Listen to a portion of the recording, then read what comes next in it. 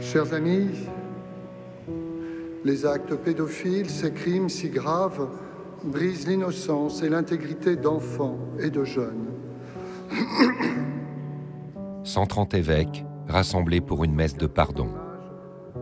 Tout le haut clergé français contraint de s'excuser face au plus grand scandale de son histoire, les affaires de prêtres pédophiles.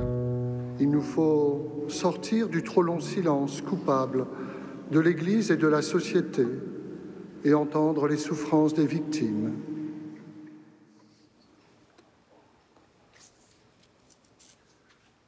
C'était un moment où il y avait les matchs de football.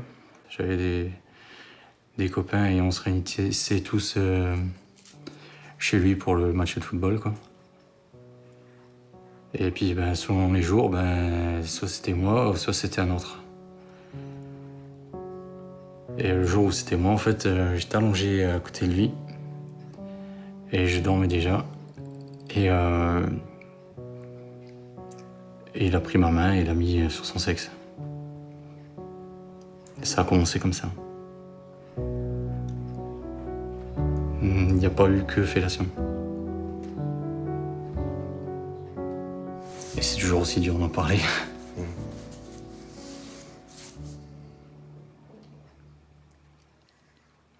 Il y a eu sodomie envers lui. J'avais 10 ans et j'ai été violé par le père d'Étré à la Madeleine. Oui, il nous faut oser regarder en face le scandale du péché qui atteint l'Église tout entière. 130 évêques confrontés à la colère des centaines de victimes qui, aujourd'hui, sortent du silence. J'avais 11 ans. J'ai été agressé sexuellement par un prêtre prédateur au petit séminaire de Toulouse. La nuit, ce père, de temps en temps, faisait la surveillance du dortoir. Et il marchait, boum, boum. Et je l'entendais venir, boum, boum. Puis quand il arrivait à hauteur de mon box, c'était des box à hauteur d'homme, il s'arrêtait. Et j'entendais sa respiration. Et moi, j'étais dans mon lit. La terreur, mais la terreur, l'angoisse, quoi. La peur qu'ils reproduisent, qu'ils viennent, qu'ils ouvrent le drap, j'en sais rien, moi. Qu'ils viennent encore m'agresser. Là, j'ai encore le cœur qui se pince, là, oui. C'est une angoisse forte, une peur d'enfant, une peur terrible. On n'attend pas ça d'un prêtre, on n'attend pas ça de l'Église. Ce mal, nous avons pu en être complices, nous, évêques, par notre silence, notre passivité. Le haut clergé français, accablé par les révélations des victimes, sur ses mensonges et ses dissimulations. J'avais 10 ans. J'ai été victime d'agressions sexuelles de la part du frère Ange à l'école Saint-Félix-Kerlois, à Hennebon. Devant ses responsables, il a donc avoué les faits. On lui a dit « tu sais ce qu'il te reste à faire, frère Ange ?» Et il a dit « oui, donc je m'en vais ». Et après, ils l'ont muté dans une école mixte, avec plus de 400 élèves, dans un autre département. C'est des hommes d'église, comment ils ont pu laisser faire ça? Ouais, ils ont couvert tout ça, c'est l'horreur, quoi. Dénoncé pour ses pratiques, menacé dans son existence même, l'Église catholique face à la crise. Oui, il nous faut, comme le demande le pape François, demander pardon pour les péchés commis par les autorités ecclésiastiques qui ont couvert les auteurs d'abus et ignoré la souffrance des victimes. Aujourd'hui, l'Église, est sur une position de demande de pardon et de besoin d'action, mais aujourd'hui, elle doit faire le ménage aussi chez elle et parler réellement de ces problématiques-là. J'avais 13 ans, j'ai été victime du père Pierre de Castelet à Arthès-d'Asson dans les Pyrénées. Le sens du combat, c'est essayer de faire bouger les lignes, affaire par affaire, et faire reconnaître à tous ces responsables d'église qui ont enfoui toutes ces affaires, leur faire admettre leurs responsabilités par rapport à ce silence, qui est complice, un silence complice. Amen.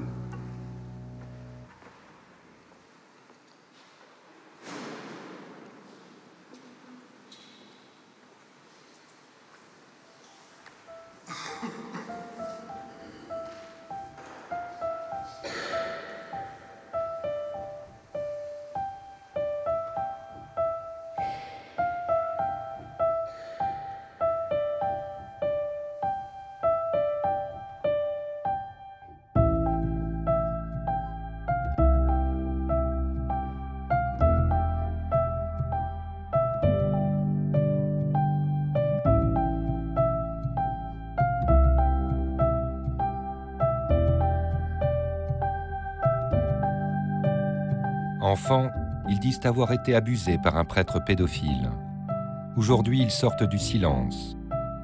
Des victimes de tout âge et de partout en France témoignent à visage découvert et dévoilent un système d'étouffement des affaires peut-être aussi ancien que l'Église.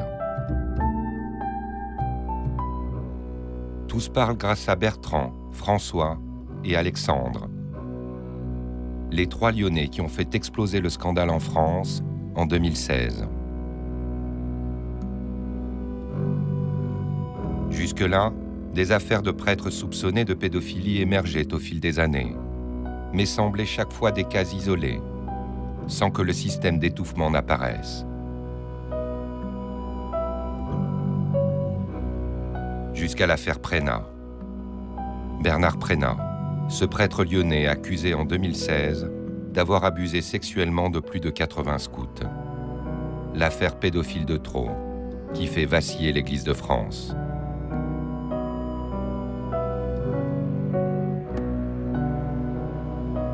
Tout commence à l'église Saint-Luc de Sainte-Foy-les-Lyons en 1970, quand le nouveau prêtre, Bernard Prénat, crée son propre groupe de scouts, le groupe Saint-Luc, rattaché à aucun autre. 200 petits garçons chaque année, un vivier dans lequel le prêtre aurait puisé pendant plus de 20 ans.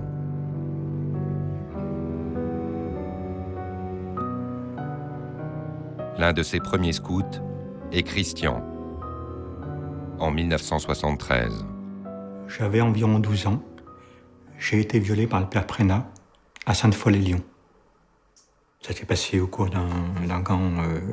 Le père m'avait appelé et c'était, je me rappelle, un petit peu après la veillée, quoi, si on peut dire. Et là, il m'a entraîné dans sa tente. Il a commencé à me déshabiller, à me caresser. Il voulait que je fasse la même chose sur lui. Il fallait que je caresse sur son sexe. Il me faisait la même chose. Il m'embrassait. Et puis, après, il m'a fait des fellations.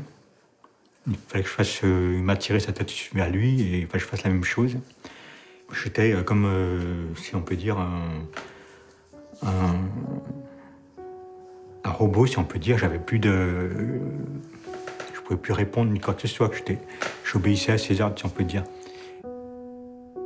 Et puis là, je suis rentré chez moi le dimanche soir. Je me rappelle, il y avait un meuble à la maison dans lequel il y avait des dictionnaires. Et je suis allé chercher les mots qu'il m'avait appris, quoi. Comme fellation, masturbation. Aujourd'hui, avec du recul, je suis persuadé que les adultes savaient.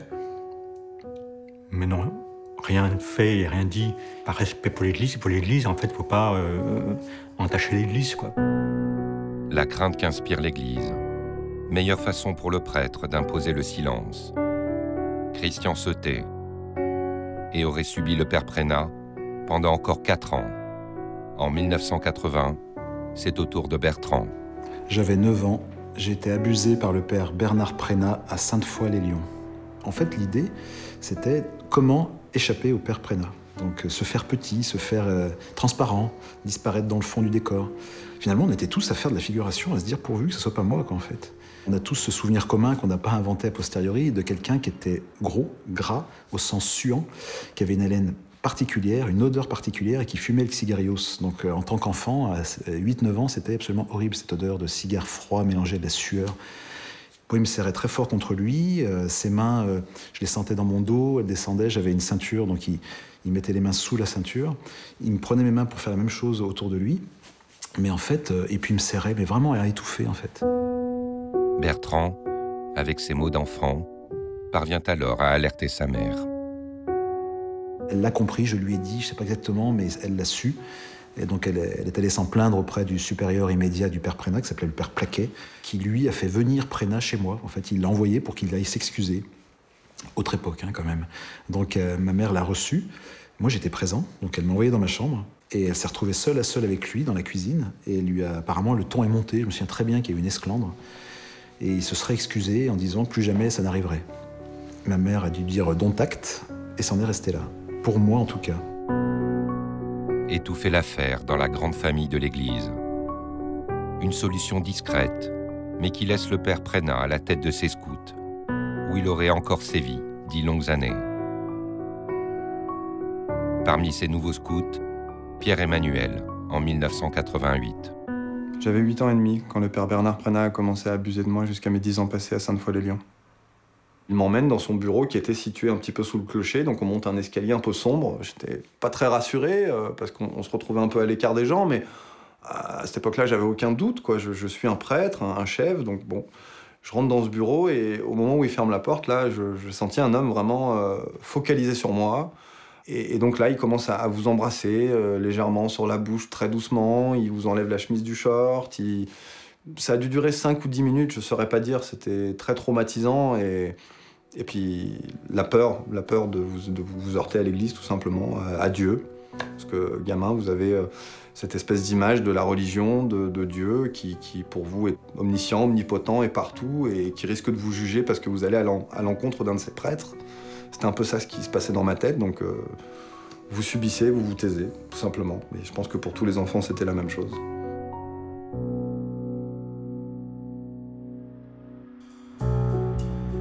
Trois ans plus tard, c'est grâce à François que le prêtre va être enfin retiré de sa paroisse. François aussi est scout du père Prénat. Lui aussi aurait subi ses assauts à l'âge de 9 ans, en 1990. Mais il alarme aussitôt ses parents, qui réagissent alors fermement.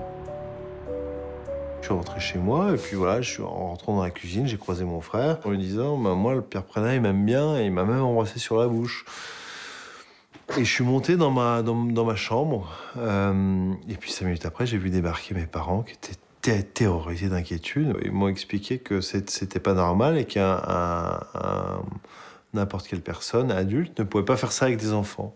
Et que c'était grave et qu'il pouvait aller en prison pour ça. Et ils m'ont posé la question, est-ce que tu veux qu'il aille en prison? Je dis non, moi je veux pas qu'il aille en prison, moi je l'aime bien le père Prénat. Les parents de François s'en remettent alors au diocèse de Lyon, mais par lettre recommandée, en forme d'ultimatum. Nous demandons instamment de prendre dans les plus brefs délais les décisions qui s'imposent, à savoir retirer définitivement dans les jours qui viennent le père Prénat du groupe Saint-Luc, veiller à ce qu'à l'avenir le père Prénat ne soit plus jamais en contact avec des enfants dans ses fonctions sacerdotales.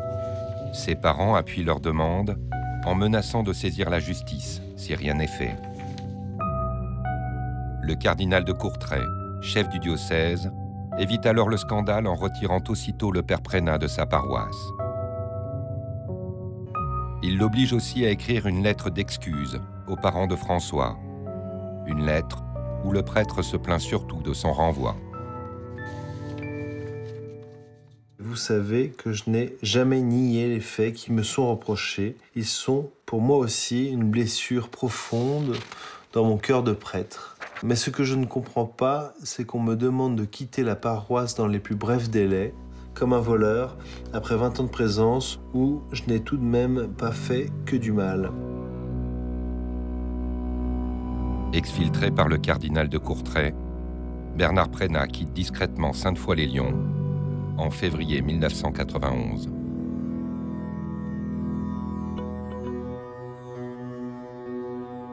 « 23 ans plus tard, Bernard Prénat dans sa nouvelle paroisse de Roanne, près de Lyon, toujours entouré d'enfants. Une photo repérée par hasard sur Internet par un de ses anciens scouts, Alexandre, qui dit avoir été abusé dans les années 80. Alexandre devient alors le premier détonateur, celui qui va faire éclater le scandale en France. Je me suis rendu compte que ce prédateur n'avait jamais été inquiété et était toujours en présence d'enfants, mais en plus qu'il était protégé par sa hiérarchie depuis près, alors je ne savais pas au départ, mais je savais que c'était au point depuis près de 25 ans qu'il était protégé. Rapidement, ce qui m'est venu tout de suite à l'idée, c'est de me tourner vers le diocèse. Le responsable du diocèse, c'est désormais le cardinal Barbarin, l'archevêque de Lyon. Fin 2014, Alexandre le somme de retirer le père Prénat de ses fonctions. Mais 6 mois plus tard, lors de la grande messe de Pâques à Lyon, Alexandre découvre que le prêtre est toujours sous l'aile protectrice du cardinal. Au vu de ce qui se passait, c'est-à-dire que ce prêtre était encore protégé, j'ai décidé d'écrire quasiment la même lettre avec des formules de politesse différentes au procureur de la République et au pape. Cette lettre va tout changer. La justice civile, plus réactive que celle du pape, déclenche une enquête de police qui remonte jusqu'à un autre ancien scout. En rentrant le soir, il y a ma femme. Tiens, c'est marrant, il y a un enquêteur qui nous a contactés, enfin qui a contacté mes parents, et moi j'ai rendez-vous pour une audition pour l'histoire du père Preda. Je ne comprenais d'ailleurs pas en quoi cet enquêteur voulait aller brasser un truc qui avait été complètement réglé et qui plus est par le cardinal de Courtrai, quoi. Je veux dire, on ne pouvait pas taper plus haut que ça, quoi. François découvre à son tour des photos du père Preda, toujours entouré d'enfants. Tout ça part très vite après. Dans la journée, j'ai appelé le cardinal Barbarin. J'étais convaincu que cet homme-là était plutôt un progressiste bienveillant. Et puis, il me propose un rendez-vous un mois après. J'ai trouvé que son manque d'empressement pour gérer la situation était surprenant. Le jeudi après-midi, je fais mon audition avec l'enquêteur judiciaire. Immédiatement, ma question, je crois légitime, c'est de dire depuis quand le cardinal est au courant. Et il me dit, si c'est un recours contre le diocèse ou contre le cardinal Barbarin que vous voulez, vous y arriverez jamais. Et puis voilà, je me suis dit, je peux pas en rester là. Et j'ai commencé à contacter la presse tout de suite. François pensait avoir tourné la page. 25 ans se sont passés depuis son agression. François mobilise les médias locaux et se montre à visage découvert, réveillant alors d'autres anciens scouts de toutes les générations. Une interview à la Tribune de Lyon alerte la femme de Bertrand. Automatiquement, elle m'a envoyé un SMS en disant un message que je n'ai pas compris, du style « Le vieux pépère est de retour », une phrase comme ça. Je n'ai même pas compris, je verrai quand elle rentrera ce soir. Elle m'a envoyé l'article, j'ai lu l'article le 4 décembre, pour être précis, à 20h.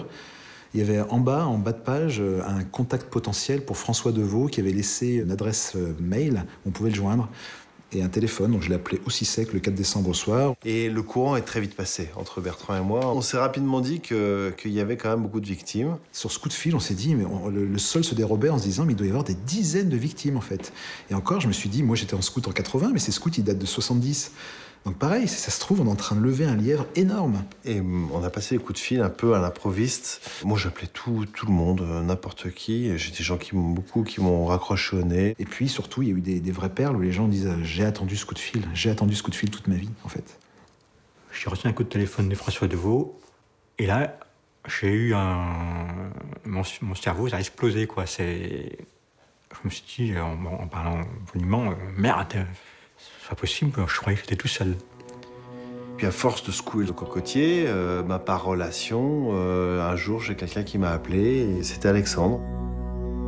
Il était déjà effectivement dans un combat, seul contre tous.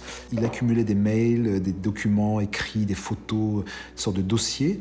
Et quand on s'est rencontrés au bureau de François, il était sur la défensive en fait, Alexandre. Il l'a reconnu après, il tenait fort son petit dossier dans les mains, il savait pas à qui il avait affaire. Bon, ça c'est vite, il a vite compris qui on était. Et Alexandre a ouvert son dossier. Et on s'est dit, voilà, on a tout ce qu'il nous faut, en fait. On a les preuves. On s'est dit, qu'est-ce qu'on va faire de tout ça, maintenant ? De leur rencontre naît une association, La Parole Libérée, avec son site internet et sa page Facebook. 3 anciens scouts d'un même prêtre, qui la veille ne se connaissaient pas, unissent leurs forces contre l'inertie de l'Église. Bertrand Virieux, médecin cardiologue, père de 4 enfants. François Deveau, chef d'entreprise, père de 3 filles.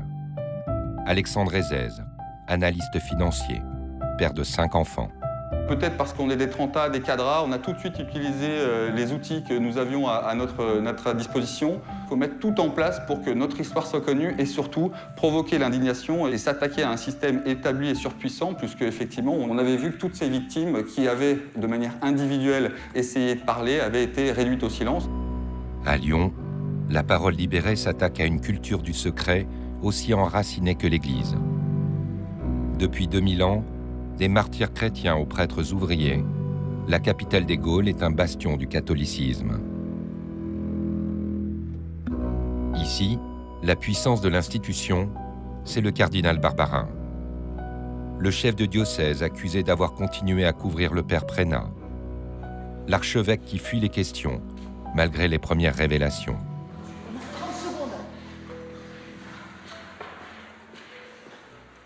rapidement, on a dit, pour qu'on ne manipule pas notre discours, il faut une conférence de presse, quelque chose de très carré, officiel, contrôlé, etc. Et c'est là où on a quand même passé des vacances un peu studieuses, mais aussi un peu stressantes, à se dire, mais est-ce qu'on n'est pas dans la diffamation? Est-ce qu'on n'est pas en train de marcher sur les plates-bandes de la police? Il faudrait être naïf pour ne pas supposer qu'on est allé quand même asticoter un truc qui vole quand même dans les très hautes sphères. Ça, moi, j'en étais parfaitement conscient. Je m'attendais un contrôle fiscal sur mon entreprise, je m'attendais à la dépression. J'ai dormi avec une arme à côté de mon plumard, quoi, pendant plusieurs mois.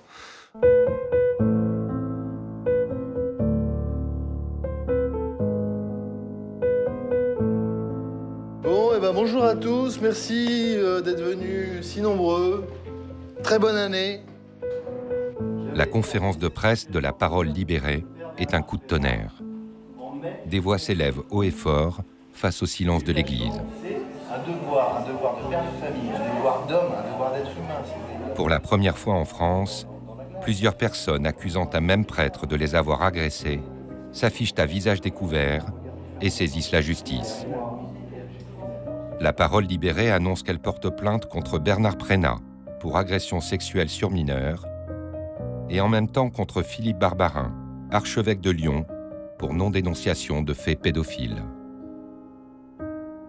Dès lors qu'on a déposé plainte contre le cardinal Barbarin pour non-dénonciation, c'est là où ça a pris une toute autre mesure, puisque c'est là où on a ouvert une boîte nationale avec des gens qui ont écrit de tous les diocèses, puis internationales. Enfin là, ça nous a vraiment dépassé, quoi.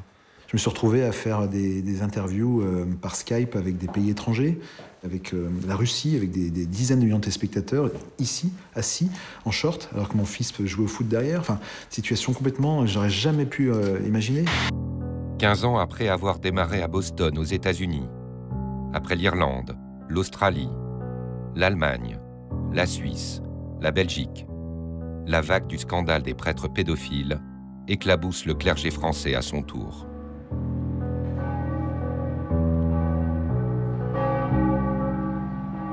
L'épicentre est à Lyon, où pourtant, depuis longtemps, une voix solitaire sonnait l'alarme.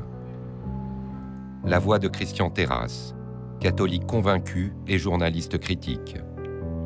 Fondateur de Goliath, le canard enchaîné de l'Église, il enquête depuis 20 ans sur les prêtres pédophiles et a toujours vu le clergé étouffer la parole des victimes. Ce qui nous a interpellés, c'est l'omerta qu'il y avait dans le système ecclésiastique et l'intériorisation par les victimes du système. C'est-à-dire qu'elles n'osaient même pas dire qu'elles avaient été victimes par un prêtre, de peur de faire scandale sur la place publique par rapport à la réputation de l'Église. Et donc j'ai vu l'émergence de la parole libérée comme une bouffée d'oxygène par rapport à cette chape de plomb, par rapport à cette omerta, par rapport à cette sacralisation du système. C'est par l'organisation en association, c'est par la saisine de la justice que vous pourrez faire établir la vérité sur ce qui vous est arrivé. Des 3 fondateurs, seul François a moins de 38 ans. Lui seul peut attaquer en justice. 38 ans, soit 20 ans après la majorité, c'est l'âge limite pour porter plainte en matière de pédophilie. La priorité de la parole libérée est alors de mobiliser d'autres victimes présumées du père Prénat, assez jeunes pour déclencher un procès. Grâce à son site internet, l'association en retrouve près de 80, dont 6 âgés de moins de 38 ans, pour lesquels il n'y a pas prescription. Comme Pierre-Emmanuel. Je me suis dit, ça y est, il y en a qui ont réussi à parler, donc j'ai écrit un mail. J'ai dit, voilà, je suis Pierre-Emmanuel, j'étais dans telle Cisaine, j'étais au groupe de scouts de telle date à telle date, et j'ai toujours attendu que vous parliez. Et derrière, j'ai Bertrand Virieux qui m'a appelé. Et on m'a donné les coordonnées de la police, que j'ai bien évidemment appelé tout de suite, et j'ai pu porter plainte quelques jours après. Voilà. Bernard Prénat est mis en examen en 2016, grâce à 6 anciens scouts non prescrits.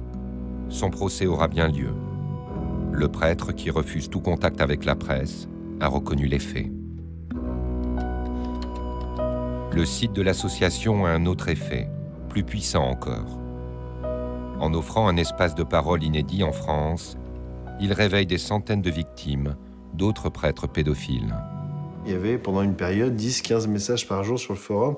On a ouvert une boîte de Pandore un peu plus grande que ce qu'on avait supposé. On ne pensait pas qu'il y aurait tant de cas. La Parole libérée révèle un fléau national, bien au-delà de Lyon.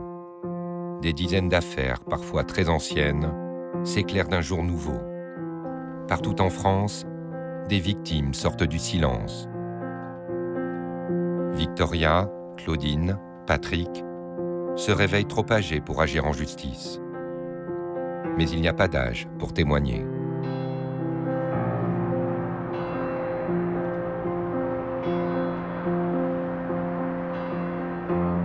Parmi les premières réveillées par la Parole libérée, il y a Victoria. Son histoire est celle d'une enfance saccagée par un homme d'église. Quand Victoria l'a rencontré, elle était un petit garçon, prénommé Sébastien. J'avais entre 10 et 13 ans, j'ai été agressé sexuellement par le père Pouliquin chez les pères maristes à la Verpillière. C'était souvent après les cours de catéchèse, la classe s'en va, je reste seul avec lui et là il ferme la porte.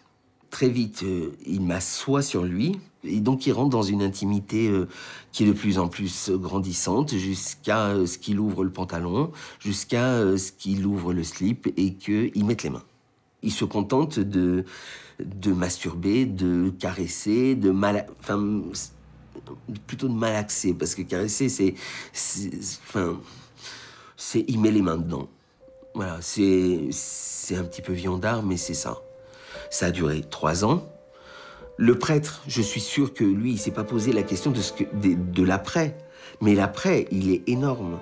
On n'a pas violé que mon corps, on a violé mon esprit. Et c'est le corps, ça se répare, l'esprit, pour le réparer, il y a une solution. Pour ça, il faut se débarrasser des preuves. Et les preuves, pour moi, c'est tout bête. C'est mon corps de garçon. Et à partir du moment où j'ai compris ça, j'ai tout mis en œuvre pour que ce rejet se fasse le plus rapidement possible et surtout le plus brutalement possible. Je me suis couché garçon et je me suis levé fille.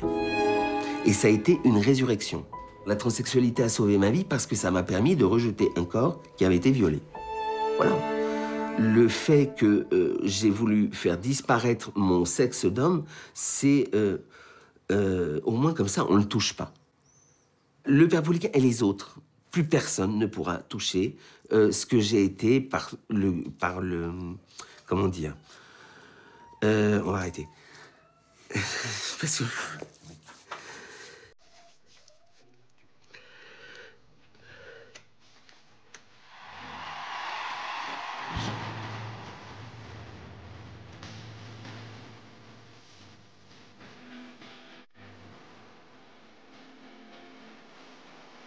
Et c'est ainsi que il est devenu elle, que Sébastien est devenu Victoria, meneuse de revue et reine de la nuit. Une autre vie.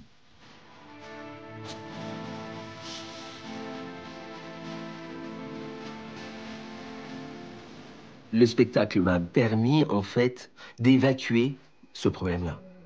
Je me sens comme une guerrière, maintenant. Je me sens comme quelqu'un qui a fait une guerre contre lui-même, qui a fait une guerre contre l'Église catholique. Enfin, moi, je considère que c'est même pas le prêtre qui est responsable, c'est l'Église catholique en elle-même qui est responsable.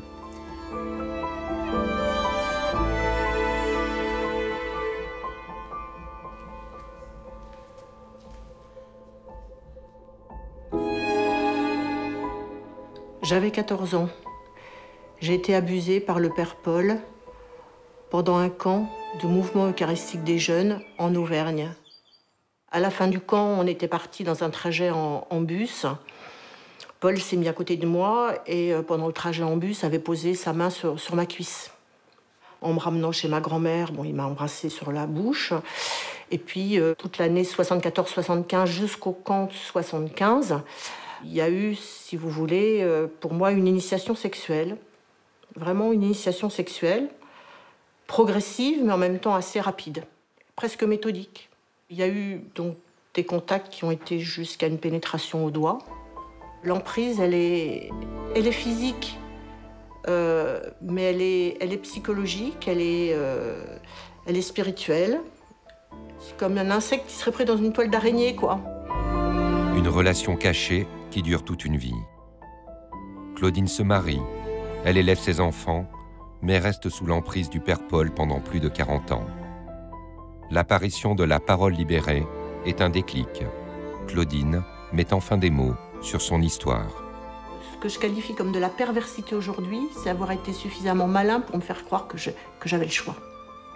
Non, j'ai pas eu le choix, j'ai pas choisi que quand je venais relire mon cahier avec lui, ça se termine, pantalon baissé, non, je l'ai pas choisi.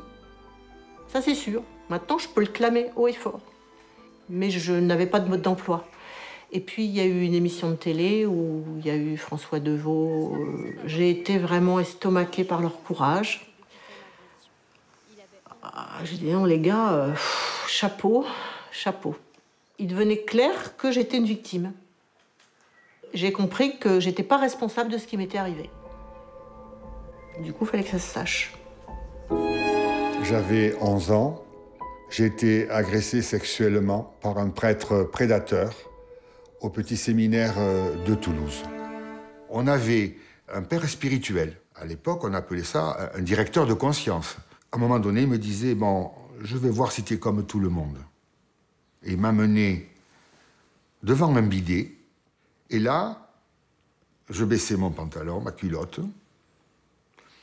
Il me touchait le sexe, il levait et baissait, et c'était terminé. Comment voulez-vous que je réagisse? Il m'a enfermé pour presque toute ma vie, dans une prison. J'ai connu la parole libérée par la publicité qui en a été faite dans les médias. Puis je suis allé sur le site, je me suis aperçu qu'il y en avait d'autres et que la parole se libérait et qu'on arrivait à parler, qu'on pouvait dire son expérience. Voilà, quoi. Ça y est, je suis libéré, je suis sorti de la prison, quoi. C'est important. Et la parole libérée m'a aidé à ça. Son traumatisme d'enfant l'a longtemps enfermé dans une double vie. Une vie de prêtre d'abord. Patrick a officié pendant plus de 30 ans. Il a été curé de plusieurs églises autour de Béziers et de Carcassonne. Un prêtre apprécié de ses paroissiens. Mais Patrick avait aussi une vie cachée. Prêtre le jour, il fréquentait la nuit venue les bars gays de Toulouse. En homosexuel honteux. J'avais commis un acte sexuel avec un garçon. Je suis rentré dans ma chambre, je me suis tellement écœuré que je me suis flagellé. J'ai pris des fils électriques, un fil... Et pam, je me suis mis la discipline, c'est-à-dire à l'ancienne, quoi, un petit peu. J'étais incapable d'assumer ce que j'étais. Comme ma sexualité avait été plongée dans ce malheur, j'ai vécu l'homosexualité comme un malheur. À partir du moment où j'ai compris tout ce qui m'était arrivé et comment cette agression sexuelle avait plongé toute ma vie dans la duplicité, parce que c'est ça, finalement, dans la duplicité. Quand j'ai été, au clair avec moi-même, je suis allé parler avec l'évêque, lui dire, finalement, ce qui m'arrivait, ce que j'avais subi, les conséquences que ça avait, et puis les désordres que ça avait occasionné dans ma vie. C'est-à-dire que de temps en temps, j'allais courir un peu la campagne. Et bon, là, il m'a répondu, vous êtes un bon prêtre, tout le monde vous aime bien. Tant que ça reste discret et caché, c'est bon. Voilà, on fait avec ce qu'on a. Oui, c'est un peu d'hypocrisie, hein, voilà, c'est sûr, hein, voilà. Oui. Puis il a écrit à l'archevêque de Toulouse pour signaler qu'un prêtre de son diocèse avait été agressé au petit séminaire, etc. Et là, la machine s'est mise un peu en route avec Toulouse, mais très lentement, parce que quand vous écoutez les évêques avec ces affaires de pédophilie, vous entendez deux choses. Oui, j'ai entendu des victimes. Je n'ai pas pris conscience immédiatement de la gravité de la situation, et maintenant je vais y faire face. Voilà. Donc ça, c'est des éléments de langage, quoi. Hein. Ils sont un peu à l'ouest avec ces histoires-là. L'évêché de Toulouse n'a jamais inquiété son prédateur. Patrick, lui, a fini par se paxer avec son compagnon, Rudy. La sanction a été immédiate. Patrick a été suspendu de ses fonctions de prêtre par son évêque. Ce qui compte maintenant, c'est ma situation pour eux. Je suis exclu. Voilà. Mais l'origine, la pédophilie, l'acte ignoble qui a été commis, ça passe au deuxième plan. Enfin, voilà, quoi. Humainement, ça vaut rien. C'est ça l'épiscopat, je sais pas, je me pose des questions, quoi. Vous pouvez pas apporter une souffrance indéfiniment, quoi. À un moment donné, il faut que ça s'arrête. Et comment ça s'arrête? Eh bien, voilà. Quand on témoigne à visage découvert, qu'on dise qui on est et ce qu'on a vécu, là, ça commence à s'arrêter. Ou alors c'est la mort.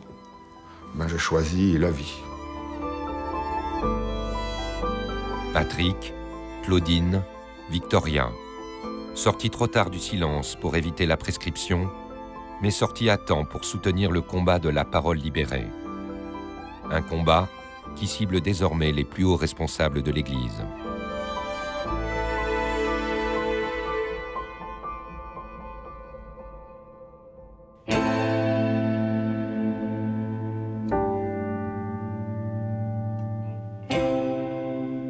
À Lyon, l'affaire Prénat est devenue l'affaire Barbarin. Le cardinal est sous pression, accusé par la parole libérée de n'avoir pas dénoncé le père Prénat à la justice alors qu'il connaissait son passé depuis au moins 10 ans. Moi, j'ai 45 ans. D'après ce qu'il a pu dire en audition, il était au courant en 2005 pour l'affaire Prénat.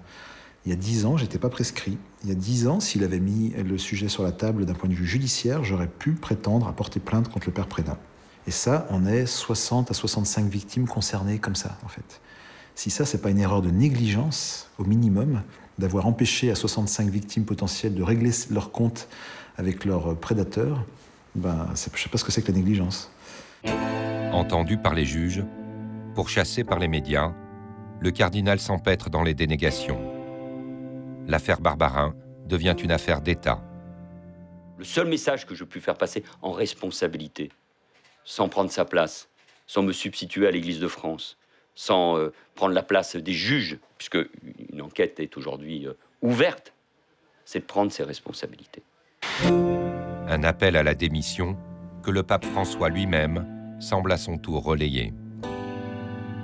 Un obispo que cambia a un sacerdote de parroquia cuando se detecta una pederastía es un inconsciente y lo mejor que puede hacer es presentar la renuncia.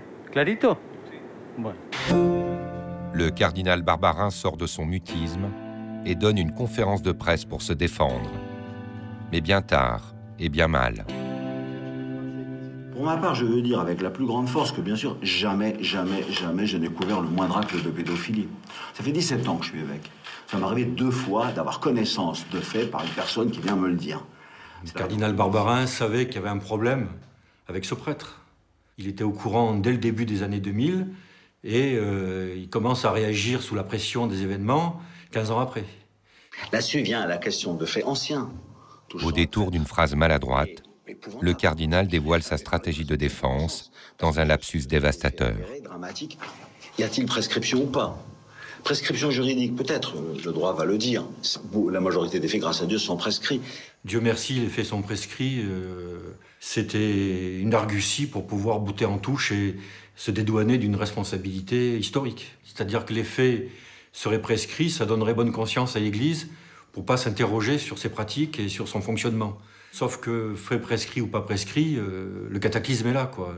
Hier, lors d'une réunion avec les prêtres du diocèse de Lyon, le cardinal a admis des erreurs. Le cardinal lâche du lest, mais pas la barre. Contesté au sein même de son diocèse, il provoque une réunion de crise des prêtres lyonnais pour resserrer les rangs. Mais à la sortie, l'un d'eux dérape, trahissant tout le déni du clergé profond. Je ne comprends pas quand même qu'ils aient attendu si longtemps, que les gamins disaient à l'époque qu'ils étaient les chouchous du père Prénat, ils en étaient fiers. Alors est-ce que ces gamins étaient très normaux?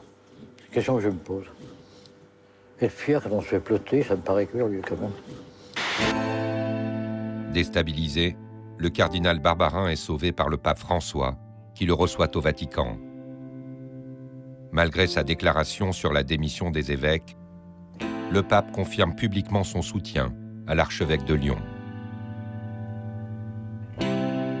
Aujourd'hui, on est quand même dans un pays qui tolère à la plus haute place quasiment, enfin, le premier évêque de France, qui a clairement replacé à plusieurs reprises des prêtres pédophiles, qui savaient pédophiles. On vous l'a prouvé, c'est écrit, c'est marqué, il y a eu des enquêtes, il y a eu des auditions, il l'a avoué, etc. Malgré ça, il est reçu par le pape et on reste là-dedans. Qu'est-ce qu'on va faire? On va s'immoler sur la place publique pour que ça percute? Ce ne serait pourtant pas la première fois qu'un évêque français défie les lois de la République. En 2000, Pierre Piquant, l'évêque du Calvados, s'en était même glorifié. Pour la première fois depuis la Révolution française, la justice va condamner un évêque. 3 mois de prison avec sursis pour ne pas avoir dénoncé les actes pédophiles de l'abbé Bisset. L'abbé Bisset est condamné à 18 ans de prison pour agression sexuelle sur une quinzaine d'enfants. Son évêque, Pierre Piquant, au courant de sa pédophilie depuis des années, est condamné à 3 mois avec sursis pour ne pas l'avoir dénoncé, comme la loi l'y obligeait. Devant le tribunal, il assume. Lui avez-vous demandé de se dénoncer? Je lui en ai parlé, mais je ne lui ai pas imposé, répond Monseigneur Piquant. L'avocat des victimes insiste. Aujourd'hui, le dénonceriez-vous? Non, répond l'évêque. Lorsque Monseigneur Piquant, après avoir été condamné, va à l'Assemblée de Lourdes, à l'Assemblée plénière de Lourdes, un mois après, il reçoit une standing ovation de la part de tous ses confrères comme héros qui a résisté à la justice de la République. Et je dirais quelque part, l'Église catholique, et notamment avec le cardinal Barbarin, elle est toujours sur ce schéma-là. Elle est, j'allais dire, infaillible. Et c'est cette infaillibilité de l'Église catholique qui fait qu'elle a du mal à se mettre à genoux, à demander pardon et à faire passer la justice. Protéger ses membres de la justice des hommes. Une pratique ancienne de l'Église, qui plonge ses racines dans les profondeurs du Moyen-Âge. L'historien Arnaud Fossier a étudié le système dit de pénitence, mis en place autour du XIIe siècle, pour gérer en interne les affaires délicates. Dès le Moyen-Âge, l'Église met en place des mécanismes, des procédures qui lui permettent d'étouffer les scandales commis par les ecclésiastiques, selon un principe qu'elle appelle elle-même le principe de correction fraternelle. Par exemple, des prêtres ayant commis des crimes, pas seulement sexuels, peuvent être envoyés à Rome pour obtenir le pardon du pape en personne. Et parfois, le prêtre pourra être rétabli dans ses fonctions ou changer de paroisse éventuellement si l'on craint que le scandale n'éclate dans sa paroisse d'origine. Ce qui est intéressant, c'est que ce principe de correction dite fraternelle est repris dans le Code de droit canonique de 1983. L'Église doit toujours privilégier les moyens de la correction secrète, plutôt que les poursuites pénales contre les ecclésiastiques délinquants ou criminels. 800 ans d'affaires étouffées en secret. Pourtant, bien avant la parole libérée, d'autres victimes avaient entrevu cette mécanique du silence. David, Audrey, Olivier, chacun dans son coin, lors de procès passés inaperçus, avaient déjà mis en lumière la complicité du clergé. David est un rescapé. Il a été toute son enfance la proie d'un pédophile en série, Philippe Détrait, un prêtre qui a violé des dizaines d'enfants dans le nord de la France, de paroisse en paroisse, sans jamais être inquiété par sa hiérarchie. Jusqu'à ce que David provoque son procès, le père Détrait a profité pendant 35 ans de son aura de prêtre pour tromper la confiance des parents et abuser leurs enfants.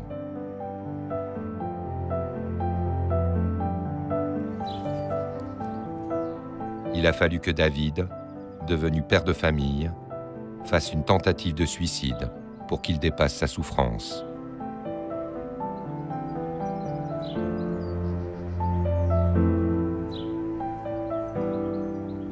J'avais peur de devenir comme lui, en fait. Et je voulais pas mettre les mains sur mes enfants ou sur d'autres enfants. De penser que j'allais devenir comme lui, ça me pourrissait. Et je voulais en finir. Je suis monté en haut au grenier, j'avais les 3 enfants en bas. et mon ex-femme qui était partie se balader. Là. Et en fait, j'avais déjà la corde au cou et j'allais me jeter en fait. Et au moment où j'allais me jeter, oui, elle est arrivée et elle a hurlé. Mais elle a hurlé comme jamais je l'avais entendu hurler, quoi. Alors aujourd'hui, j'en rigole parce que je l'ai vu courir, l'avoir hurlé et partir aussi vite que ça j'étais quelque part choqué. Et quelque part, ça m'a réveillé. Et c'est là que David, il nous a sorti Volo. Il n'arrivait pas à le dire. Il n'arrivait pas à le dire, hein. Il a dit l'abbé Philippe, il m'a violée. Mais il n'a pas dit comment il a fait. Mais je dis ah bon, mais j'ai resté bouche ouverte. Parce que David, depuis l'âge de 6 ans, jusqu'à sa majorité quand même. Je sais pas pourquoi je l'ai pas vu.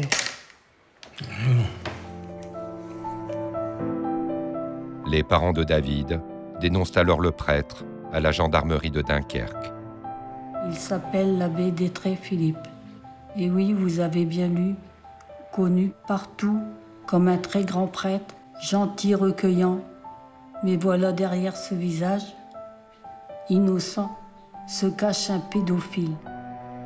C'est ainsi qu'en 2011 est démasqué Philippe Détré, ce prêtre qui a fait partie de leur famille pendant plus de 20 ans. Violette faisait la cuisine, Jean-Luc servait de chauffeur, pendant que le prêtre abusait de David, mais aussi de son petit frère, Jean-Philippe, dont le père Détré était même le parrain. Le jour où David il me l'a dit, j'ai appelé Jean-Philippe, j'ai dit « Est-ce que ton parrain t'a touché? T'as intérêt à me le dire, je vais le savoir. » Et puis il a fait « Non, non. » Et puis je dis « T'as intérêt à me le dire, j'ai vraiment crié dessus. » Il dit « Il m'a juste touché, il m'a juste dit de le caresser. » J'avais 10 ans, j'ai été violé par le père Détré à Dunkerque. Bon, en fait, on va dire que c'était une obligation d'aller avec lui dans le lit, en fait, pour dormir avec lui. Mais on ne dormait jamais. Parce qu'il y a une fois aussi, j'avais entendu du bruit, il rigolait. Nous, on était en bas, lui, il était au-dessus. Puis j'ai crié, j'ai demandé qu'est-ce qui se passait, puis il a répondu « C'est rien, c'est Jean-Philippe qui me fait des chatouilles aux pieds. » Mais en fait, eh ben, c'était autre chose. Il cachait énormément bien son jeu, en fait. Mais il nous a tellement bien embobiné que, comme on dit, on donnerait le bon Dieu sans confession. Mais tous mes petits-enfants, ils ont été baptisés par cet enfoiré. Bah, un prêtre, qui c'est qui va se méfier d'un prêtre? Ben, il faisait des réunions dans les paroisses, enfin dans les pièces comme ici, par exemple.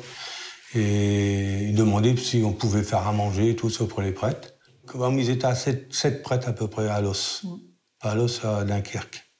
Ils étaient à 7 prêtres, c'est là qu'ils parlaient de œufs de cul, machin de fesses, tout ça, vous savez. Quand je devais aller porter les plats, je demandais toujours à mon mari d'y aller parce que j'étais gênée. On allait à la plage avec et ouais, il y a eu un moment particulier, c'est que devant mes parents, il s'est mis tout nu. Il y avait tous les gens qui passaient autour de lui et tout. Et il nous a regardé mes parents, il a dit comme ça, vous avez jamais fait la guerre? À un moment donné, il se croit, ça se croit intouchable. Hein.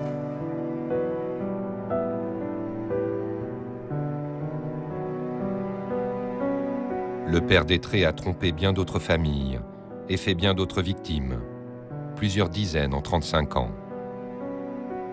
Il a sévi dans chacune de la dizaine de paroisses où son diocèse l'a déplacé, avec une fréquence suspecte.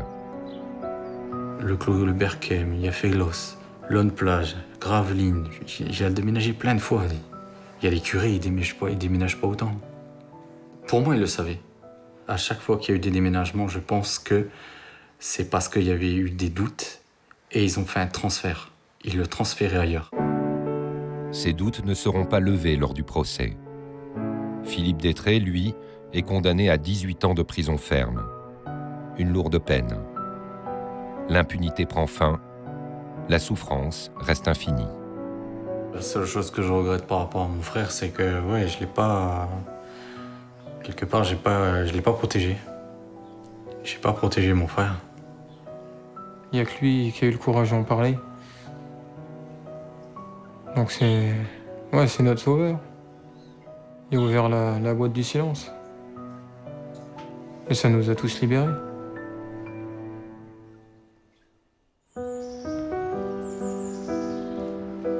Audrey aussi a compris la complicité du clergé, bien avant la parole libérée, il y a 25 ans, lors d'une affaire étouffée dans la très catholique Bretagne. Les étouffeurs, ce seraient les frères de Plouhermel, qui gèrent l'école Saint-Félix-Kerlois à Hennebont. Le prédateur, c'était le directeur de l'école, Frère Ange, un religieux qui enseignait aux élèves de CM2. Il plaçait les garçons devant et il mettait les filles derrière. Et il passait derrière nous et il nous caressait. Il mettait donc sa main dans nos chemisiers, à même la peau, et il descendait jusqu'au bas-ventre. Il nous caressait la poitrine, le ventre et même parfois un peu plus bas. Et tous les jours. Je l'ai même une fois repoussé en milieu d'année. Je lui dis « Frère Ange, arrête ». Et je l'ai repoussé. Et lui se mettait à rigoler. De 1988 à 1991, Frère Ange agresse toutes les petites filles de sa classe. Des dizaines d'enfants s'abîmaient, jusqu'au jour où un écolier brise le silence. En novembre 91, il y a un petit garçon qui dit à sa maman écoute, il se passe des choses dans la classe avec le Frère Ange, il se passe ça. Elle vient chez mes parents, elle raconte ce que son fils lui a rapporté et là mes parents tiltent en fait. Ils ont demandé une réunion avec les responsables des frères de Plouhermel. Devant ces responsables, il a donc avoué les faits. On lui a dit bah, tu sais ce qu'il te reste à faire, Frère Ange, et il a dit oui, donc je m'en vais. Donc il est parti, ils l'ont mis en stage audiovisuel pendant 6 mois. Et après, ils l'ont muté dans une école mixte, dans un autre département. Du coup, il y a eu des pétitions en sa faveur. Voilà, donc il y a plus de 60 parents qui ont signé pour dire que c'était un homme bien et qui nous ont accusés de mensonges et qui nous croyaient pas. Ouais. Qui sont venus menacer jusque chez mes parents. Il y a eu des menaces.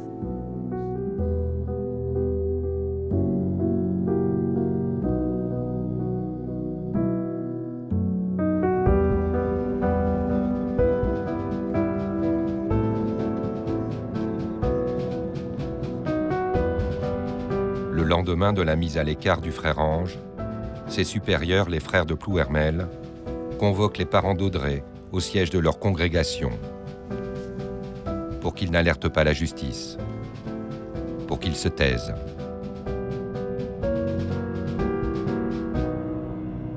C'est ici que mes parents étaient convoqués le lendemain. Ils ont complètement étouffé le scandale en les convoquant dans leur communauté, en les intimidant et en leur demandant de ne rien dire, pour le bien de tous. Ils se sont fait intimider, ils n'ont pas eu de poids face à cette communauté. Parce que cette communauté, la religion, a un poids énorme. Un mois plus tard, alors que les parents d'Audrey subissent encore des calomnies, le responsable du diocèse leur intime par écrit de garder le silence. Mesdames, Messieurs, vous me dites avoir fait preuve de discrétion. Je le crois en effet, et je ne puis que vous encourager à poursuivre dans cette voie. C'est la meilleure, assurément. Un étouffement en règle qui va tenir 25 ans. Jusqu'en 2017, et un procès passé presque inaperçu, où Frère Ange, face à 14 de ses anciennes élèves, dont Audrey, n'est condamné qu'à une peine avec sursis. Un procès où aucun de ceux qui l'ont protégé n'est sur le banc des accusés. On ne peut pas se satisfaire de ça, il y a un procès qui n'a pas eu lieu. Et ces responsables que mes parents ont vus, avec qui ils se sont entretenus, étaient au courant. Ils l'avaient déjà déplacé, donc ils savaient. Je voulais que ces gens-là, ces responsables, des frères de Pleuhermel qui ont couvert tout ça soient aussi attaqués et jugés. Et ça, c'est fichu.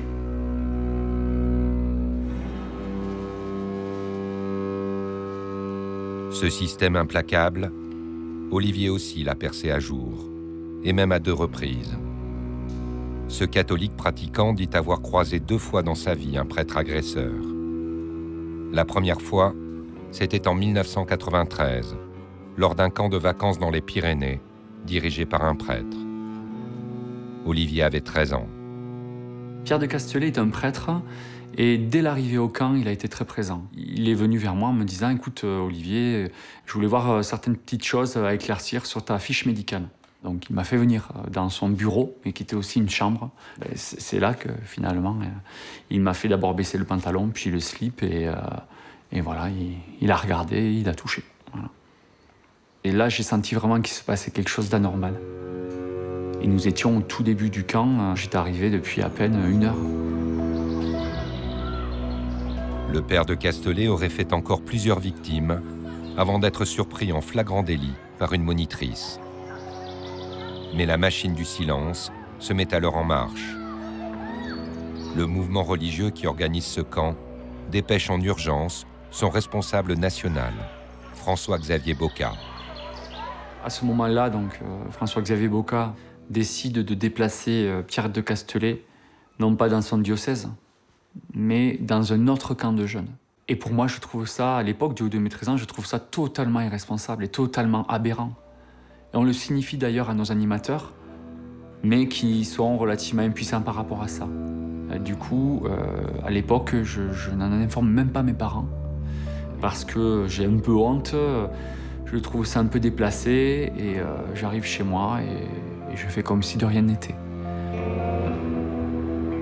Olivier va grandir à Rodez, fief catholique, rural et enclavé, avec son traumatisme d'enfant enfoui. Jusqu'à ce qu'il se réveille, en 2005. Olivier a alors 25 ans. Toujours croyant, très investi dans son diocèse, il travaille comme animateur dans un foyer catholique dirigé par un prêtre, Bruno Hooper, une figure locale. Le père Hooper, c'était d'abord un ami, c'était mon accompagnateur spirituel. En 2005, l'été 2005, stupeur, des jeunes m'annoncent qu'ils ont été victimes du père Hooper, victimes d'attouchement.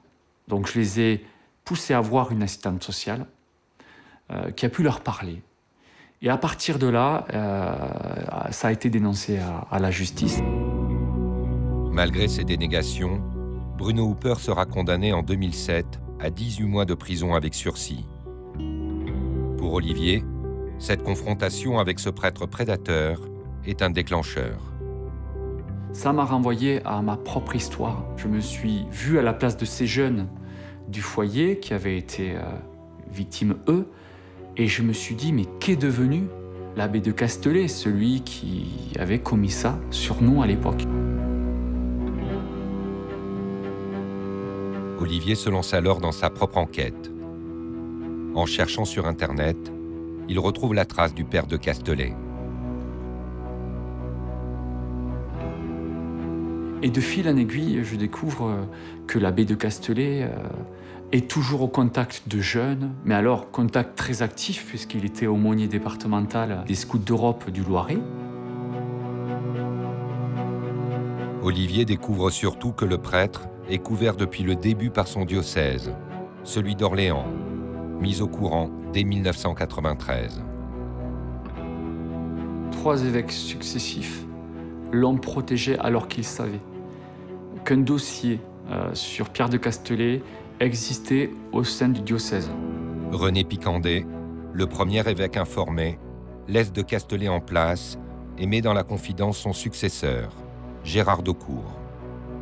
Lui-même alerté par des parents de victimes, il ne le dénonce pas et transmet le dossier à André Faure, également prévenu par Olivier en 2010, mais qui ne fait rien non plus. Puis vient en 2011 un 4e évêque d'Orléans, Monseigneur Blacard. qui commence mal. En novembre 2011, c'est Monseigneur Blacquart, nouvel évêque. Il y a à ce moment-là une conférence sur la pédophilie dans l'Église par rapport au diocèse d'Orléans. Pierre de Castelet lui-même était mandaté en tant qu'expert sur les questions de pédophilie dans l'Église. Ça, c'était pour moi la pire aberration qui soit. Je me suis senti trahi par l'Église, par la parole de l'Église, par ses responsables, par 4 évêques successifs.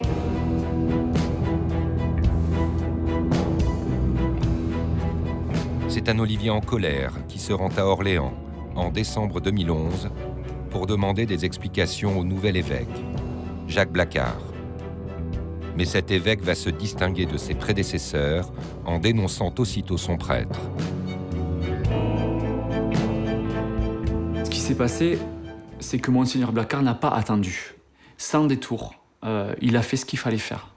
Dénoncer à la justice, écouter les victimes. Je sais qu'enfin, ça sera entendu et qu'une enquête va s'ouvrir. Pierre de Castelet est mis en examen en 2012.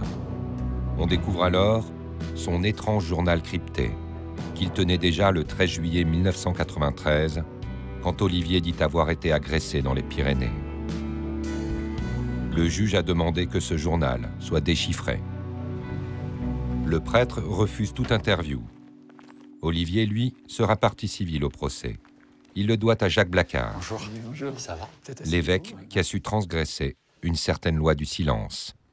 Chaque fois que j'ai pu parler à des hommes d'église, j'ai toujours senti, notamment par rapport à des questions telles que celle de la pédophilie, j'ai toujours senti un peu une réticence. Quand je regarde par exemple mon propre parcours, je me dis au début, je crois que je suis dans la défense de l'institution d'abord. Enfin, moi, comme évêque, quelque part, quand ces choses-là, j'étais à 100 lieues de m'imaginer que ça pouvait exister. Dans ma naïveté, je sais pas quoi. Et puis, d'un seul coup, quand ça vous arrive, c'est vrai que j'étais un peu sidéré, quoi. Et voilà. Et la sidération fait que, d'ailleurs, on peut ne pas réagir parce qu'on est... on dit c'est pas possible, enfin, ou on essaie dans sa tête de, je sais pas quoi, de dire c'est pas possible ou de minimiser et de rester plutôt dans la défense de la famille, Église, quoi. C'est l'omerta, on n'en parle pas.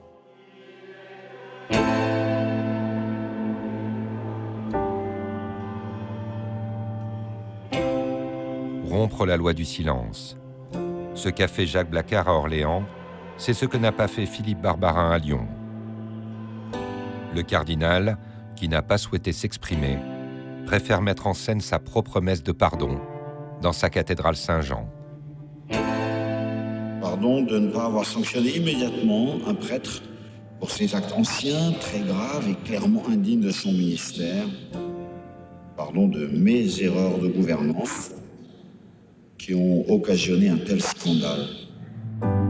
Le cardinal tente aussi d'ouvrir un contre-feu, un procès canonique pour juger Bernard Prénat, où ses victimes présumées sont invitées à témoigner, comme François Deveau, le président de la Parole libérée. Une procédure religieuse venue du fond des âges, en guise d'écran de fumée.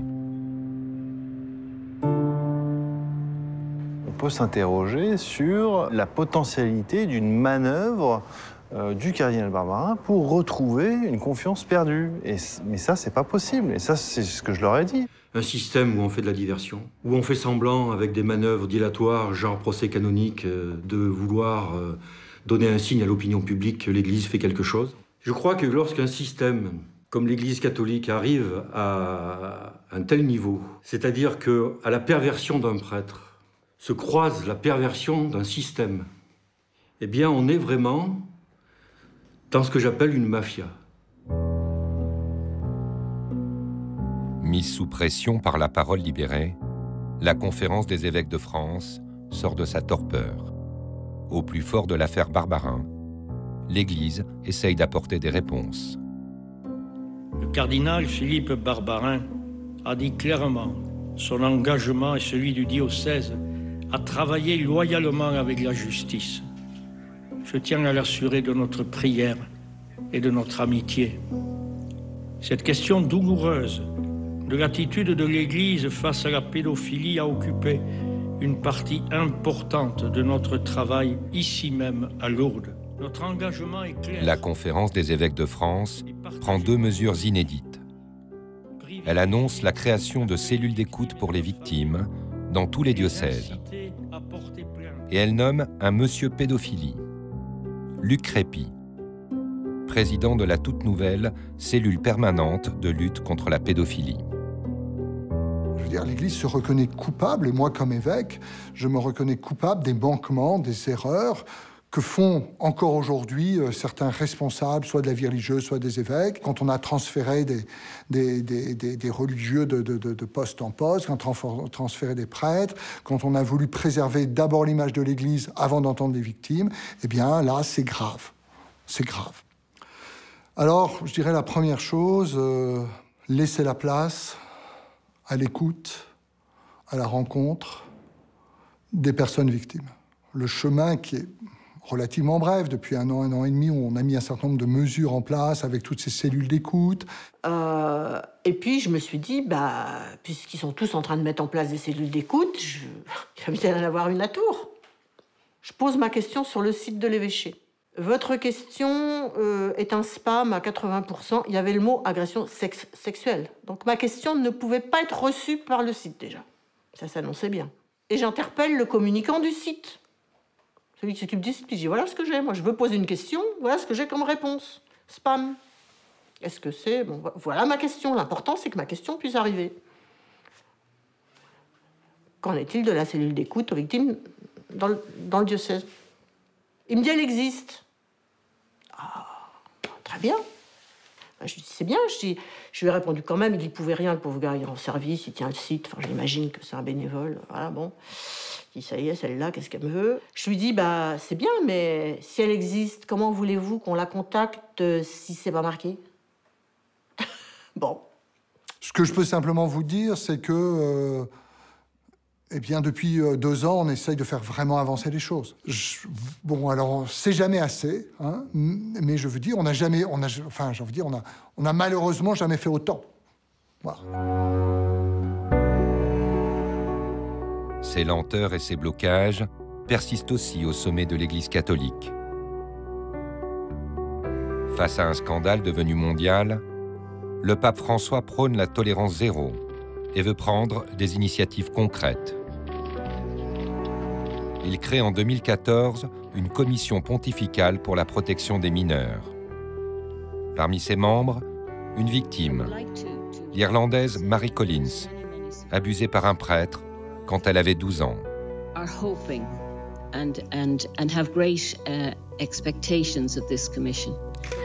Mais 3 ans plus tard, elle démissionne en dénonçant publiquement l'obstruction de la machine Vatican. La raison pour laquelle j'ai démissionné et dit clairement que le travail de la Commission et les recommandations du pape étaient bloquées par la bureaucratie, c'est parce qu'on donnait l'impression que tout ce qu'on pouvait faire pour protéger les enfants et les victimes était fait. Et ce n'était pas vrai. La Commission a proposé au pape la création d'un tribunal spécial pour juger les évêques qui n'ont pas protégé les enfants. Le pape a approuvé ce tribunal. Il a donné des moyens pour le mettre en place. Et 1 an après, il n'était toujours pas en place. Le pape a donné des instructions pour que tous les départements répondent aux lettres des victimes et de leurs familles. Et derrière les murs, ils ont décidé de ne pas répondre à ces lettres. Parce que c'est l'Église, le haut clergé, ils pensent que ces petites gens ne comptent pas. C'était dur pour moi, en tant que victime. Quand je vois qu'une Mary Collins est obligée de démissionner parce qu'on ne va pas jusqu'au bout de ce qui a été annoncé par le pape, ça pose question sur les marges de manœuvre que ce pape a lorsqu'il fait ce type d'annonce. Je le crois, honnête, intègre sur cette question-là, mais je ne suis pas sûr qu'il soit assez politicien pour mener à bien cette révolution qui est nécessaire dans l'Église catholique pour expurger ce crime de la pédophilie.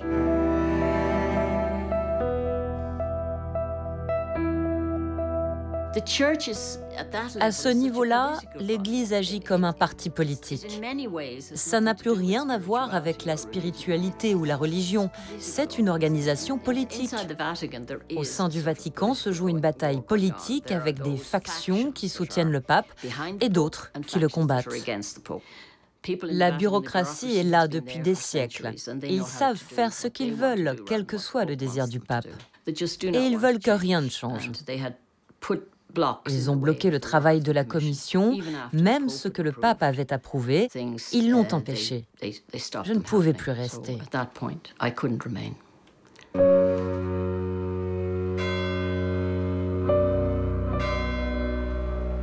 L'Église peut décourager bien des victimes.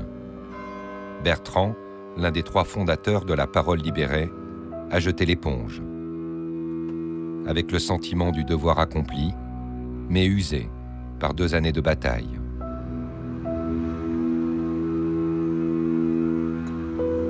Je pensais qu'on était arrivé à l'issue de ce qu'on voulait, c'est-à-dire vraiment faire arrêter le prêtre, déjà, faire reconnaître sa responsabilité, et puis essayer d'aller démonter la mécanique du silence de bout en bout, jusqu'aux plus hautes sphères, ce qui a été fait également. Pour moi, le combat s'arrête. J'étais pas prédestiné pour le faire, ce combat. Ça s'est révélé à moi d'un coup, brutalement, en une journée, en une page Internet. Ça a été ébouriffant, ça a été très éprouvant. Clairement, la résistance, le degré de résistance usant de l'Église, moi, m'a affecté. Et puis voilà, j'ai une famille, une vie à mener, professionnelle, personnelle, et je cède volontiers la place aux autres. Parmi les autres, il y a Jean-Pierre et Pierre-Jean. Ils repartent au combat grâce à la Parole libérée, en empruntant les mêmes armes. La justice pour Pierre-Jean, les médias pour Jean-Pierre. Quand je travaillais, on m'appelait le bulldozer. Je faisais le bulldozer, c'est-à-dire qu'il fallait que ça avance, ça passait, s'il fallait ça cassait, mais ça passait quand même. Et je fais la même chose avec les jésuites. J'avais 8 ans, j'ai été agressé sexuellement par le père Lamande, prêtre jésuite, dans sa colonie de vacances à côté de Compiègne. Une nuit, je le vois faire une ronde, il était en pyjama, et en passant devant moi, il rentre dans mon lit. Quelques secondes après, il commence à passer la main dans ma culotte de pyjama et de me caresser les fesses. Et là, j'ai un mouvement de recul, instinctif, et il est parti. Je m'en souviens avec détail, mais ce qui est curieux, c'est que ces images ont disparu de ma mémoire pendant 40 ans. C'est que ça m'est revenu après le décès de mes parents. Et je pense que c'est parce qu'il m'aurait été impossible, enfin j'aurais pu leur en parler, mais j'aurais eu du mal à supporter d'être traité de menteur par mon père. Et donc, c'est comme ça que j'explique que la mémoire me soit revenue après et pas avant. Son agression remonte aux années 50. Une époque lointaine, où les affaires de prêtres pédophiles ne sortaient jamais.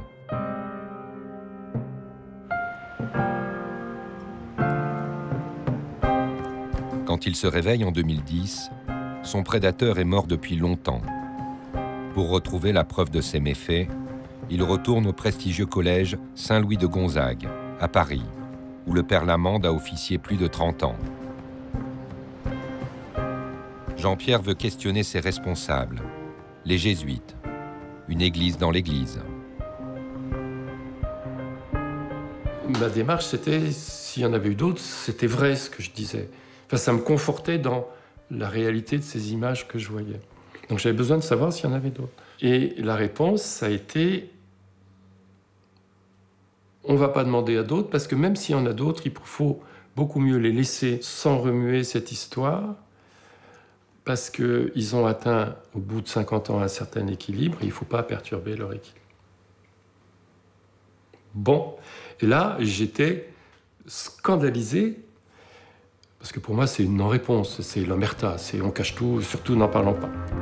Jean-Pierre se lance alors seul à la recherche d'autres victimes, épluchant l'annuaire des anciens élèves. Dans les 48 heures, il y a 300 mails qui sont partis. Et j'ai eu 3 réponses positives des gens qui me disaient « Moi aussi, j'ai été agressé sexuellement par ce prêtre ». 3 réponses, ça ne devait pas me suffire. Donc j'ai envoyé 750 autres mails parce que j'en ai envoyé 1000 en tout à l'époque. Et j'ai reçu donc 7 autres témoignages positifs. J'en ai eu une dizaine en tout à cette époque-là. 10 réponses après le simple mail d'un inconnu. Ceux que réveille Jean-Pierre avaient parfois, comme lui, enfoui leur traumatisme au point de l'oublier. Comme Jean, 73 ans. Mon épisode remonte à 1951, je crois. J'avais donc 7 ans. Ça se passait dans l'appartement où la chambre du père Lamonde. Ça a vite tourné à des questions bizarres sur ma sexualité, sur à quoi ressemblaient mes organes génitaux. Cette histoire-là m'a poursuivi toute ma vie. Ah oui? J'en étais même venu à me demander si j'avais pas affabulé. Et c'est lorsque, donc Jean-Pierre, tu m'as recontacté. Tout d'un coup, ça a été, je sais pas, une révélation, en même temps un soulagement de me dire « Ah ben, tout compte fait, c'était vrai ». Fort du soutien d'autres victimes, Jean-Pierre relance les Jésuites. Ils réagissent en créant une cellule d'accueil en 2014. Une cellule plutôt inerte. Le père de Roland, là, qui est le responsable du groupe d'accueil, avait écrit « On fera toute la lumière sur ces affaires-là ». Donc je lui ai écrit en lui demandant « Cette lumière, vous la montrerez à qui ?» J'ai jamais eu de réponse. Ce jour, je n'ai jamais eu de réponse. Pour moi, c'est une stratégie délibérée de l'étrodon. J'amortis les coups au maximum et puis j'attends que ça se passe. Bon, je veux pas de réponse, je me suis dit, bon, allez, j'arrête, quoi. Et j'ai levé le pied pendant 2 ans. Et je me suis remis aux affaires après La Parole libérée. Donc j'ai fait la démarche vers les médias qu'avait fait La Parole libérée. Et puis j'ai été contacté par France Inter. Et ça n'a pas arrêté, j'ai fait 10 interviews dans la journée. Et j'ai reçu 10 appels téléphoniques d'autres victimes ou d'autres anciens élèves qui voulaient me parler. En s'affichant dans les médias sous son vrai nom, Jean-Pierre Martin Vallas met la pression sur les Jésuites. Leur responsable, le père Grenet, nous a accordé une interview. Une interview que nous avons montrée à Jean-Pierre, qui n'a jamais obtenu de rendez-vous avec le chef des Jésuites de France. Je ne tiens pas à avoir une rencontre devant M. Martin Vallas, avec M. Martin Vallas, devant une caméra, pour régler les problèmes qu'il serait souhaitable que nous puissions régler entre nous. Je lui ai toujours fait savoir que j'étais disponible pour cela. Ça, c'est pas vrai. Alors là, je me porte en faux. Il m'a jamais dit qu'il était prêt à me recevoir. Donc ce que j'ai fait par rapport à ces informations qui m'ont été communiquées, ça a été de rencontrer tous les jésuites qui avaient connu le père Lamonde. Aucun de ces jésuites ne m'a dit bah, « écoute, nous le savions », etc. C'est vrai que je n'ai pas fait une déclaration publique sur le père Lamonde pour que tous ceux qui auraient été victimes entendent cette déclaration et réagissent. Voilà.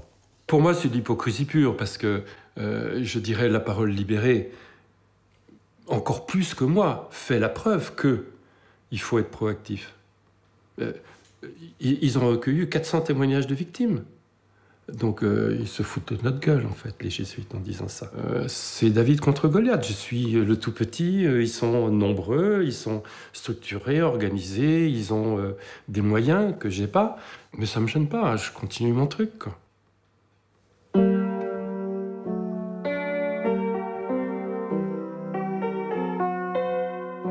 Pierre-Jean aussi a repris le combat, 15 ans après s'être fait laminer par l'Église, quand en 2001, il a osé poursuivre Jean-Michel Di Falco, un prêtre star à l'époque.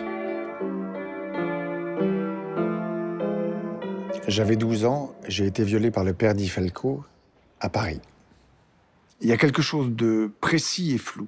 L'image primaire, c'est qu'on est assis l'un à côté de l'autre sur ce fameux canapé en velours côtelé marron, et d'un seul coup d'un seul, je me retrouve allongé sur lui. Il y a eu effectivement des fellations qui ont été faites. Donc, mais ça, c'est plus tard, pas le jour même. Ça a duré de 1972 à 1975. C'est long. Pierre-Jean va vivre plus de 25 ans, rongé par son traumatisme, incapable d'en parler. Jusqu'en 2001. Je me retrouvais dans la position de quelqu'un qui se tait, comme l'Église, et qui ferme sa gueule et qui ne dit rien. Il faut que je sorte moi-même de mon silence, il faut que je le fasse. Il écrit alors une lettre au cardinal Lustiger, le supérieur du père Di Falco. Le cardinal va d'abord sembler accéder à la demande de Pierre-Jean. La terminaison, c'est on arrête la carrière de Di Falco. Je lui demande d'arrêter la carrière de Di Falco. C'est un prédateur, il a fait du mal, et puis bon, il m'a violé, quoi, point. C'est tout. Un seul, ça suffit. Et j'ai une réponse. J'ai une réponse. Lustiger accède à votre demande et arrête la carrière de Di Falco. Je suis assez surpris quand même. Je suis content, mais d'abord surpris. Une fois qu'on m'a dit ça, terminé. Je n'ai plus jamais de nouvelles de personne. Ancien porte-parole de l'Église, ami des people, la carrière du père Di Falco est alors à son zénith. Il doit être promu évêque. Mais la revue Goliath sort l'affaire, après avoir rencontré Pierre-Jean. La victime de Di Falco, je l'ai cru tout de suite. Parce que j'avais un certain background par rapport aux affaires de pédophilie, donc il était crédible. Le cardinal Lustiger est au courant. Le cardinal Lustiger veut mettre fin à la carrière de Monseigneur Di Falco, mais lorsque l'affaire sort, parce qu'on apprend qu'il va être nommé au Vatican pour échapper à la justice française, le cardinal Lustiger met en branle tout son système d'influence, y compris judiciaire, pour faire un classement sans suite. J'ai lancé comme une affaire judiciaire. Il y a eu une enquête qui a été ouverte, qui a été diligentée. Ben, ils l'ont fait fermer quand même, sous prétexte de prescription. Ah bon? On pourrait pas déjà commencer un peu l'enquête pour voir s'il n'y en a pas d'autres, si c'est pas plus grave que ça, si on pourrait pas remonter justement à quelque chose qui n'est pas prescrit. On fait pas fermer une enquête comme ça. Pas par hasard.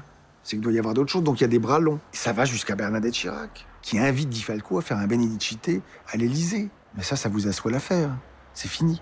Vu que c'est une personnalité, que moi je ne suis rien, on va faire en sorte que la machine, elle dise que c'est horrible, qu'on attaque un homme d'église qui est formidable, blablabla. Monseigneur Di Falco a été le porte-parole de l'épiscopat français pendant 9 ans. Aujourd'hui, il est évêque auxiliaire à Paris et ce soir, il répond pour la première fois aux accusations de pédophilie. Est-ce que dans votre foi de chrétien, vous pourriez imaginer de mentir sur ce que le pape appelle le pire des crimes, finalement, celui de la pédophilie? Non. Non, c'est pas possible. C'est pas possible. Comment vous pouvez expliquer que cet homme qui vous accuse, que vous avez connu enfant, puisse inventer des faits pareils? Il est clair qu'il a été utilisé par un groupe. Donc, à travers moi, c'est pas tellement moi, finalement, qui compte, c'est ce que je représente, c'est l'Église, c'est l'ensemble de l'institution. En faisant pleurer l'intelligentsia ou son cercle people sur le fait qu'il était victime d'un complot ou d'une chasse aux sorcières, j'ai trouvé qu'on avait là une grande farce. Sauvé par la prescription, le père Di Falco reçoit de l'Église une sorte de promotion-sanction. Il est promu évêque, mais à Gap, le plus petit diocèse de France. Sa contre-attaque, une plainte en dénonciation calomnieuse, échoue par un non-lieu. Le procès qu'il m'intente pour une dénonciation calomnieuse, la justice rend un verdict assez clair qu'il n'y a pas de dénonciation calomnieuse. Ah ben s'il n'y a pas de dénonciation calomnieuse, il y a quoi alors? Et c'est là que silence radio. Silence radio. Aujourd'hui, Jean-Michel Di Falco, 76 ans, retraité, continue à officier comme lors des obsèques de Mireille d'Arc.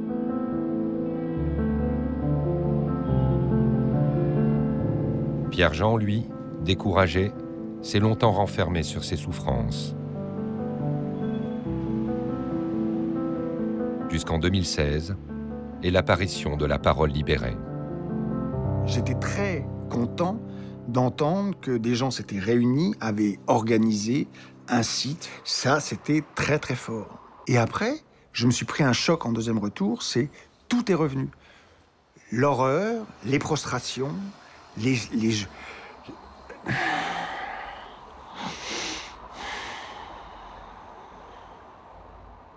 Je me suis dit, il faut faire quelque chose quand même.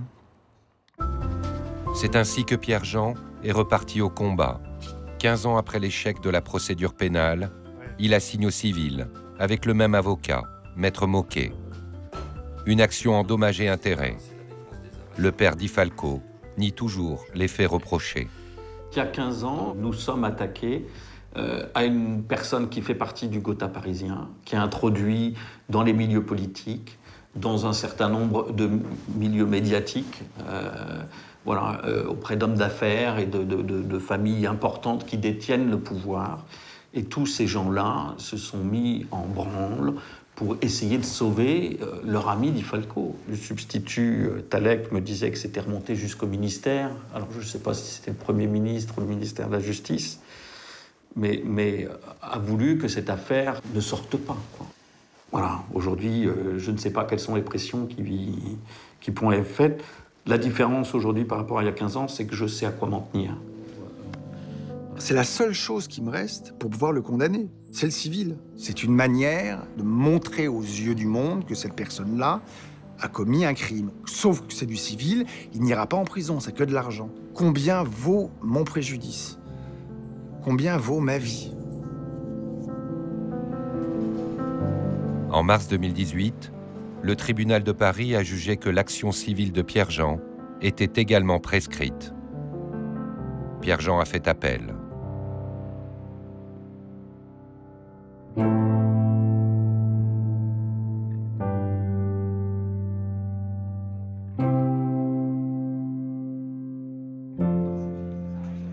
C'est en justice aussi qu'attaque la Parole libérée, mais en grimpant d'un cran. François, Alexandre, Pierre-Emmanuel et les autres ont cité à comparaître le cardinal Barbarin pour non-dénonciation. Quelles sont les parties civiles? Si le tribunal leur donne raison, cette procédure menace tous ceux qui ont protégé un pédophile, dont plusieurs évêques français. On ne veut pas un procès pour Barbarin, on veut un procès pour à la fois une institution, l'institution effectivement catholique, mais aussi toutes les autres institutions. Le problème, c'est que c'est le procès du silence. En attendant, l'ampleur réelle du fléau en France demeure obscure. Dans le monde, des enquêtes ont établi qu'environ 5% des prêtres seraient pédophiles. L'Église de France en reconnaît 10 fois moins. Moi, je soutiens que la pédophilie dans l'Église est beaucoup plus importante, dans l'Église catholique, est beaucoup plus importante que dans n'importe quelle autre institution. Regardez, il y a 27 cas de pédophilie dans l'éducation nationale en 2016. Il y a combien d'enseignants? 800 000. Il y a autant de cas de pédophilie dans l'Église catholique. Il y a combien de prêtres dans l'Église catholique? 12 000. Donc dans l'Église catholique, il y a beaucoup plus de pédophiles en termes de taux que dans n'importe quelle autre institution. Aux États-Unis, 4% de prêtres pédophiles. En Australie, 7% de prêtres pédophiles. En France, 0,4% de prêtres pédophiles dans ce qu'ils annoncent. Alors qu'ils ne comptent pas tous les prêtres qui ont été détectés par la Parole libérée et par d'autres organismes et qui n'ont pas été condamnés. Donc pour moi, c'est un mensonge pur que de vouloir faire croire aux gens ces chiffres-là. Je peux vous dire, au niveau officiel à Rome, on considère que c'est 1% des prêtres. C'est faux. On a des statistiques qui m'ont été confirmées par un cardinal de la Curie à Rome, le cardinal Humès, qui m'a confirmé qu'il y avait bien plus de 20 000 dossiers de prêtres pédophiles qui étaient instruits au Vatican. Il a reconnu qu'il y avait plus de 20 000 dossiers de pédophilie sur 400 000 prêtres dans le monde. Moi, ce que j'ai envie de dire, l'important, c'est que les victimes continuent à dénoncer et disent les choses, puis on verra. Je ne veux pas m'engager sur une bataille de chiffres, qu'est-ce que ça donnerait? Il y a effectivement dans l'Église catholique un vrai problème par rapport à la pédophilie. Et il est le plus important que dans n'importe quelle autre église et dans n'importe quelle autre institution. Parce que je crois que dans l'Église catholique, il y a un rapport à la sexualité qui est perverti. La sexualité est quelque chose de complètement tabou dans l'Église catholique. La sexualité est un péché. Que je sache dans l'Évangile, je n'ai jamais vu Jésus ergoter sur des questions de zizi. La sexualité qui devrait être heureuse, comme dit l'Église, ben là, elle devient un calvaire. La religion catholique entretient depuis des siècles une relation tourmentée avec la sexualité. Le diable n'est jamais très loin. Depuis le concile de Latran, au XIIe siècle, elle est même la seule religion qui impose le célibat à ses prêtres. Une astreinte à l'exemplarité, plus de 1000 ans après Jésus-Christ. Mais comment vivre la chasteté? Là, c'est la question. Et quand on vous répond dans les séminaires que c'est par la prière qu'on combat la tentation et les désirs, je crois qu'on se plante cordialement. Comment peut-on lutter contre des tentations qui deviennent des pulsions par la prière? La prière peut beaucoup de choses. Mais la prière, est-ce qu'elle peut transformer un état de corps? Je ne suis pas sûr. Il y a le moule de la prêtrise qui institue le célibat obligatoire, qui fait qu'un certain nombre de prêtres qui n'étaient pas nécessairement pédophiles vont le devenir. Parce que le rapport à la sexualité, dans ce cadre-là, va faire qu'à un moment donné, eh bien, la peur de la femme et la facilité d'accès à un jeune, une jeune fille, un jeune garçon, va leur permettre de passer à l'acte. Et ça, l'Église catholique doit en rendre compte. Et elle refuse d'en rendre compte. L'Église fait face aujourd'hui à un défi existentiel. Déjà confronté à un déclin historique, le catholicisme parviendra-t-il à se réformer pour survivre au scandale des prêtres pédophiles? On voit ça chez les humoristes ou dans les plaisanteries aujourd'hui, prêtre égale pédophile. Voilà. Et il y a cette assimilation qui est vraiment aussi très douloureuse pour les prêtres. Et il y a beaucoup de prêtres qui souffrent de ça. C'est pour ça qu'un évêque, quand il entend parler de ça, il faut qu'il soit intraitable. L'Église n'a pas besoin de ça. Ce n'est pas le reflet de Dieu. Parfois, je me dis, mais des chrétiens ont peur, au fond. Voilà, si on va parler de ça, mais alors ça va écorner l'image de l'Église. Mais non, jamais. Si l'Église accepte au contraire de faire une véritable révision et puis reconnaître ce qu'elle n'a pas fait, je crois qu'elle en sortira grandie. Je suis intimement convaincu que tant que les médias, l'opinion publique et le pouvoir laïque ne s'y mettra pas violemment, il ne se passera rien, que des effets d'annonce.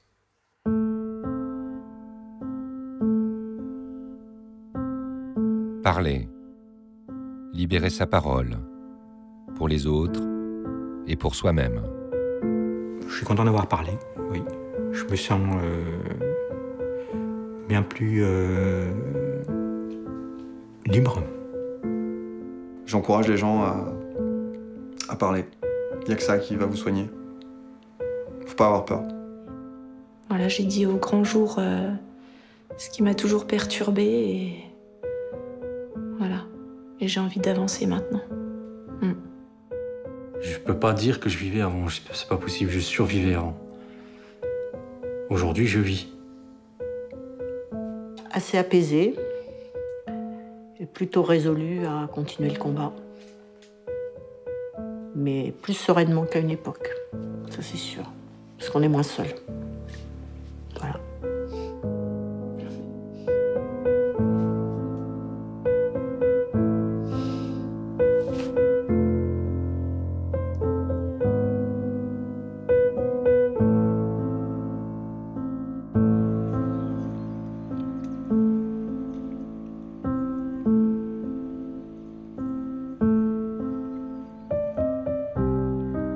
Olivier, lui, a demandé à témoigner devant tous les évêques de France, rassemblés à Lourdes, pour leur faire entendre la parole d'une victime. L'Église a refusé. La conférence des évêques de France nous a bel et bien fermé ses portes. Et nous, victimes, nous restons dehors. Et je crois que aujourd'hui, c'est vraiment là où nous en sommes. Et le chemin est encore long.